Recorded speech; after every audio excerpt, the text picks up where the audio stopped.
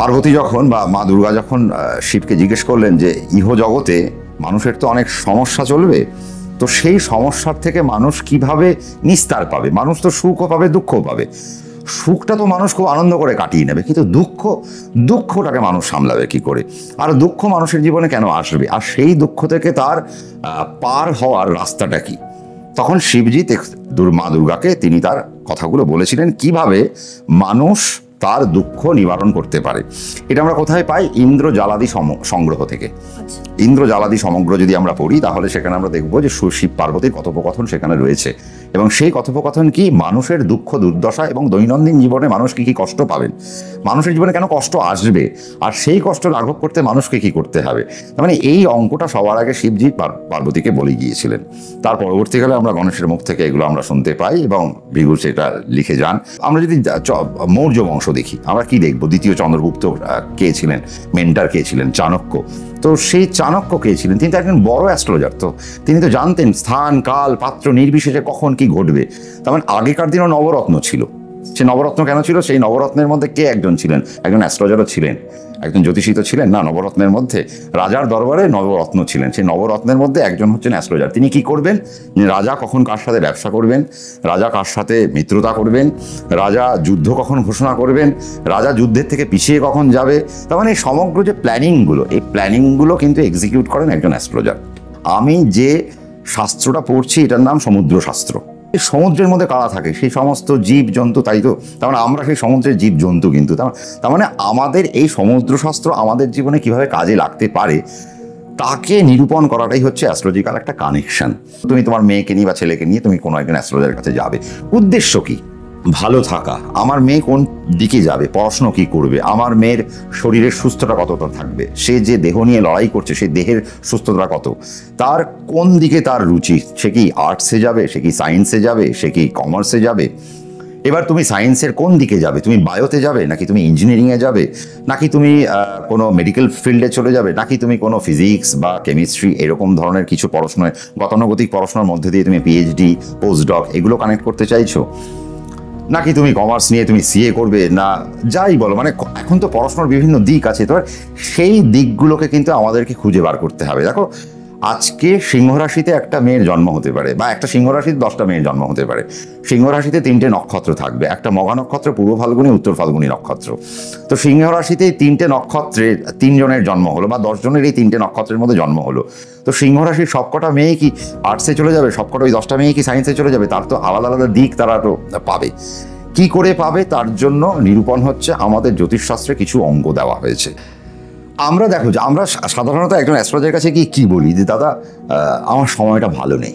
Basic জায়গা কি, একজন অ্যাস্ট্রোলজারের কাছে তুমি যদি কোনো কাউকে নিয়ে তুমি নিজেই যাবে, অর্থাৎ আমার দিনের শেষে আমার রোজগার কতটা হবে, আমি ভালো থাকবো কিনা, আমি আমার কেরিয়ারে স্ট্রাগল করবো কিনা, বা কেরিয়ারে যদি স্ট্রাগল করে থাকি এখান থেকে আমার নিস্তার কি, বা আমার কেরিয়ার কোন দিকে, আমি চাকরি করছি আমি ব্যবসায় যাবো, নাকি আমি চাকরিতেই থাকবো, নাকি চাকরি ছেড়ে ব্যবসায় গেলে ভালো হয়, আমি ব্যবসা করছি ব্যবসা আমার দাঁড়াচ্ছে না, তাহলে ব্যবসা করতে করতে আমি চাকরিতে চলে যাবো, নাকি ব্যবসাতেই থেকে যাবো, নাকি চাকরি ব্যবসা কোনোটাই করবো না, আমি কোনো কনসালটেশনে চলে যাবো, নাকি কোনো একটা সেলফ মেড প্রফেশনকে আমি বেছে নেবো। তার মানে আমার দিক কি? এই দিকগুলোকে নির্ণয় করাটাই কিন্তু আজকে জ্যোতিষশাস্ত্রের কাজ। আমাদের যে এই যে 12টা রাশি দেওয়া হয়েছে, 12টা রাশি মানে একটা পক্ষ, এক পক্ষ মানে 15টা দিন। আমরা এই 12টা ঘর থেকে আমরা এক পক্ষের বেশি বিচার করতে পারি না। তার মানে তুমি কত পক্ষ বাজবে, তার মানে আমি ধরো 1 বছরে কটা পক্ষ আসে? 24টা পক্ষ আসে। তার মানে আমি যে 1 বছরে যদি 24টা পক্ষ বাজি, তাহলে আমি 60 বছর বাজবো, তাহলে কত? 24 × 60। তার মানে এই হিসেবটা আমার করতে হবে। এবার কোন কোন পক্ষে আমার কি হবে সেটাও কিন্তু নির্ধারণ। কেন এই পক্ষ, কোথা থেকে তুমি পক্ষ পেলে?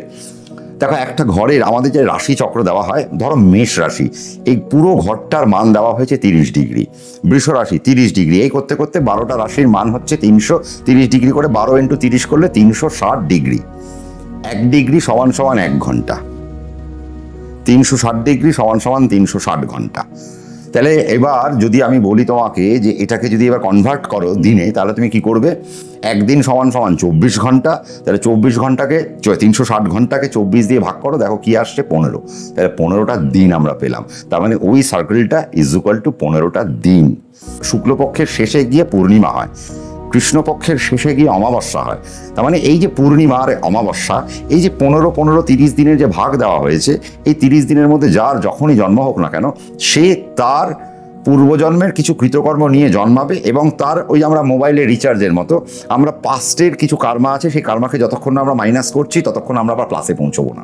ধরো আমি শুক্লপক্ষের প্রতিপদে জন্মগ্রহণ করলাম, সেটা অনেক বেশি স্ট্রাগল, কিন্তু শুক্লপক্ষেরই পূর্ণিমায় যখন আমি জন্মগ্রহণ করছি সেটা অনেক বেশি আনন্দের, তার কারণ আমার কাছে সাকসেস অনেক তাড়াতাড়ি আসবে। আবার যারা অমাবস্যায় জন্মগ্রহণ করছে তাদের জীবনে প্রচুর হার্ডল আসবে, তারা এমন কিছু স্ট্রাগলের মধ্যে দিয়ে তারা বড় হবে, তারা হাঁপিয়ে উঠবে। কিন্তু যার মধ্যে সেই টেনাসিটিটা থাকবে যে না আমি আমার ঝড় তো হবে, আমি ভাঙবো কিন্তু আমি মজ খাবো না, যদি এই ব্যাপারটা জানে তাহলে সে কিন্তু দাঁড়িয়ে যায়। আবার কৃষ্ণপক্ষের এই আধারিতে যাদের জন্ম হয় না, কৃষ্ণপক্ষ মানে আমরা বলি আধারি, তার মানে আধারে যাদের জন্ম হয় না, এদের আমি দেখেছি এরা যদি জীবনের স্ট্রাগলটাকে অ্যাকসেপ্ট করে নেয় এবং সেইখানে যদি ক্যালকুলেশন আরম্ভ করে তাহলে এরা শুক্লপক্ষ পূর্ণিমা সবাইকে হারিয়ে দেবে। দেখবো তুমি কোন নক্ষত্রে জন্মগ্রহণ করেছো, তোমার নক্ষত্রের কোয়ালিটি কী, এবার সেই নক্ষত্রের পাশাপাশি তোমার যোগ কী, কারণ তুমি যদি ভালো যোগে জন্মগ্রহণ করো তাহলে তুমি একটা ভালো জায়গায় পৌঁছবে, তুমি যদি বাজে যোগে জন্মগ্রহণ করো তাহলে তুমি একটা বাজে জায়গায় পৌঁছতে পারো। এবার তোমার যোগ কি পারমিশন দিচ্ছে যে তুমি অন্যের জায়গায় গিয়ে কাজ করবে, নাকি তুমি নিজেই মালিক, তোমার নিজের মালিক হওয়ার কথা, তার মানে যোগ সবার আগে এটা বলবে। এবার তুমি বড় হবে কি হবে না এটা কে বলবে, সেটা তোমার তিথি। তোমার তো কোনো না কোনো একটা তিথিতে জন্ম, প্রথমায় জন্ম হতে পারে, দ্বিতীয়ায় জন্ম হতে পারে, তৃতীয়ায় জন্ম হতে পারে, চতুর্থীতে জন্ম হতে পারে, পঞ্চমীতে জন্ম হতে পারে। এই যে করণ মানে কি, করণ মানে হচ্ছে দ্য কজ অফ বার্থ, তোমার জন্ম কেন হলো। কটা করণ আছে আমাদের, 11খানা করণ আছে। এই 11খানা করণের মধ্যে 4টে তুমি স্থির করণ পাবে আর 7টা চর করণ পাবে। স্থির কারা, যারা ফিক্সড, যারা মুভ করে না। তার মানে আমি যদি বললাম নাগ, চতুষ্পদ, কিংস্তগ্ন আর শকুনি, এই 4টে করণের মধ্যে আমি কাউকে জন্মগ্রহণ করি, তো আমি বলি এবার কিন্তু আপনার মানে আপনাকে কিন্তু আর থেমে গেলে চলবে না। মানে আমি 9 ঘন্টা কাজ করে যেটা পাবো আপনাকে 18 ঘন্টা কাজ করে সেটা পেতে হবে, তখন আপনার স্থির করণে জন্ম, আপনাকে মুভ করতে দেবেন আপনার করণ।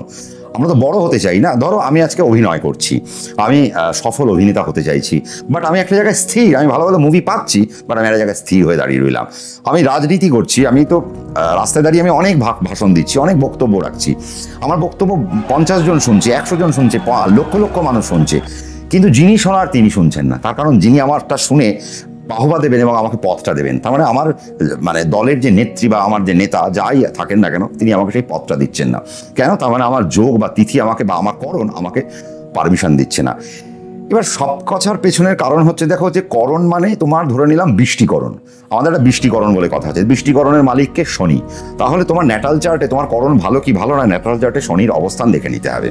আমরা বলি শনিকে কি বলি, আমরা যদি শনি মন্দিরে যাই বা আমরা কি বলি, বা গ্রহদের মধ্যে দিয়ে তাকে কি বলি, ইয়েস, তার মানে কি সে গ্রহরাজ, তার মানে গ্রহদের সে কে, সে রাজা, তার মানে সে তো রাজা, তো রাজা তো ভোগ করবে। আমরা বলি না শনিবার মানে হচ্ছে শনিবারে মাছ মাংস খাবো না, শনিবারে আমরা সাত্ত্বিক থাকবো না, সে তো রাজা, রাজা তো ভোগ করবে, রাজার তো পয়সা চাই। তাহলে শনি মানেই তো মানি, আমরা কেন বলি শনি মানেই মানি, কারণ শনি তোমাকে আলটিমেট পয়সাটা দেবে। তুমি আজকে দা 42-তে থাকবে কিনা কলকাতায়, তার হিসেব তো শনি রাখবে যে হ্যাঁ তোমার রাজার মতো জীবন আমি দেবো কিনা। তুমি আজকে BMW মার্সিডিজ চড়বে কিনা সেটাও তোমার শনি বলে দেবে, তার কারণ শনি হচ্ছে রাজা। এবার তুমি তোমার জীবনকে কতটা রাজকীয় করতে পেরেছো সেটাও তো তোমাকে শনি দেখবে। পৃথিবীতে লাখ কারো খারাপ হতে পারে এটা আমি বিশ্বাস করি না, জ্যোতিষশাস্ত্রতন্ত্র বলে না। তার কারণ তুমি তোমার কর্মার জন্য হয়তো ভিক্ষাবৃত্তি করছো, কিন্তু কাল দিন তুমি ভিখারি ইউনিয়নের সেক্রেটারি হয়ে যাবে না, কে বলতে পারে। নিজেকে আমাকে খুঁজতে হবে, আর খুঁজতে গেলে একজন ভালো অ্যাস্ট্রোলজারকে দরকার। তার কারণ হচ্ছে আমার কিছুই ভালো নেই, আমার দ্বারা কিছু হবে না, এটা তো জ্যোতিষশাস্ত্র বলে না। 2026 পর্যন্ত অরাজকতা পশ্চিমবঙ্গে থাকবে, পশ্চিমবঙ্গের রাজনীতিতে দোলাচল আসতে চলেছে। দোলাচল না পরিবর্তন? কি পরিবর্তন তো হবে না, দোলাচল তো হবে। পরিবর্তনের জায়গা কিন্তু পশ্চিমবঙ্গের জায়গায় নাই। কিন্তু